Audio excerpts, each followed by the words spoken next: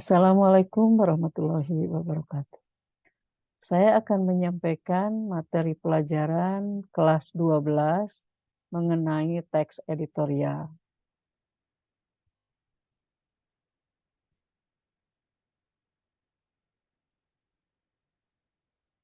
Nah, kita lihat teks editorial nanti subtemanya yaitu tentang menganalisis struktur dan kebahasaan teks editorial. Kita lihat sebelum menganalisis, yaitu lihat dulu teorinya mengenai teks editorial. Diawali dengan pengertian. Pengertian teks editorial adalah artikel utama yang ditulis redaktur koran yang merupakan pandangan redaksi terhadap suatu peristiwa atau berita aktual yang sedang menjadi sorotan, yang fenomena kontroversial yang menimbulkan perbedaan pendapat. Teks editorial disebut juga tajuk rencana. Teks editorial biasanya menjadi sebuah cerita untuk merespon suatu isu atau permasalahan dan memberikan tawaran solusi di akhir teks. Berikutnya manfaat. Dengan membaca teks editorial, tidak hanya sekedar tahu yang sedang terjadi pada saat kita membaca, namun dengan membaca editorial kita pun akan lebih memahami dan bisa bersikap kritis. Hal itu karena di dalam teks editorial ada pendapat dari penulis maupun redaksi yang bisa memperjelas pemahaman kita terhadap peristiwa atau keadaan yang menjadi ulasannya. Berikutnya adalah tujuan dan fungsi teks editorial. Silakan bagi yang menyimak penjelasan saya dibaca sendiri saja. Berikutnya yaitu ciri-ciri teks editorial. Nah, ciri-cirinya ada 8, yaitu berisi tentang permasalahan dari peristiwa tersebut, bersifat fenomenal, bersifat kontroversial, terkadang fakta dan atau bukan terkadang mengandung fakta dan opini, terdapat rekomendasi untuk solusi dan dari argumen yang diberikan, bahasanya lugas, sistematis, dan logis, bersifat argumentatif dan analisis. Berikutnya,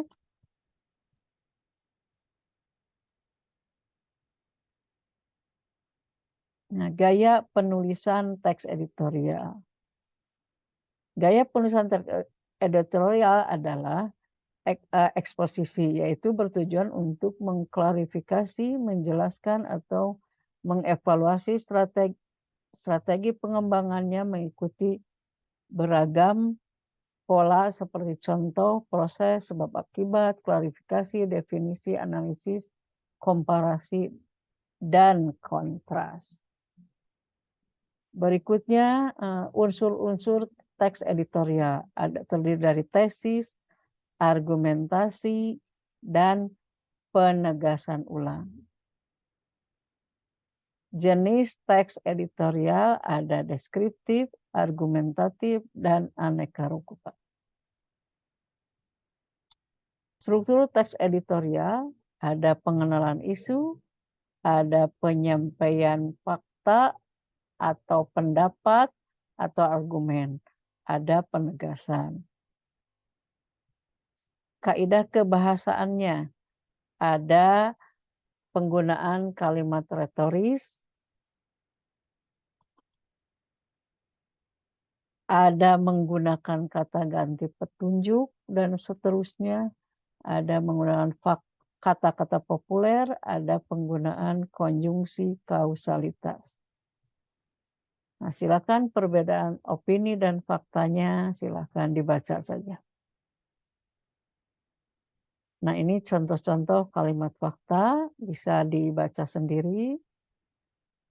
Berikutnya jenis opini, ada yang disebut kritik, penilaian, prediksi, harapan dan saran.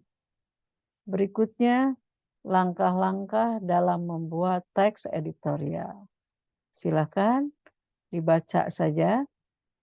Berikutnya yaitu contoh teks editorial.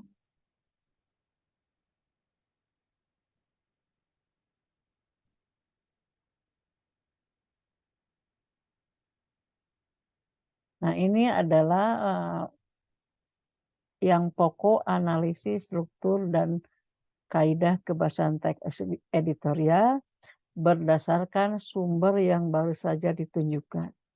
Nah, ini contoh tajuk rencana itu sama dengan teks editorial. Ini adalah analisisnya.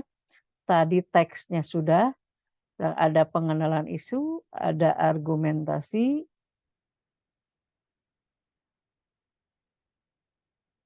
ada penyampaian pendapat atau argumen. Nah, ini adalah analisis strukturnya, terdapat pada paragraf-paragraf yang tersebut di atas. Berikutnya, ini kaidah kebahasaannya yang terdapat misalnya penggunaan kalimat retoris. Retoris itu kalimat yang tidak usah dijawab menggunakan kata-kata populer, memakai kata ganti penunjuk, kalimat retoris,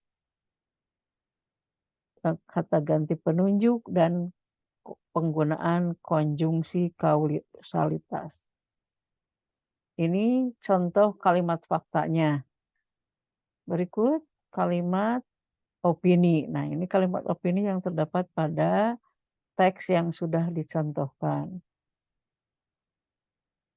Jenisnya termasuk jenis teks editorial. Jenis teks editorial termasuk jenis deskriptif karena hanya menjelaskan saja. Ya, terima kasih. Itulah penjelasan tentang teks editorial. Assalamualaikum warahmatullahi wabarakatuh.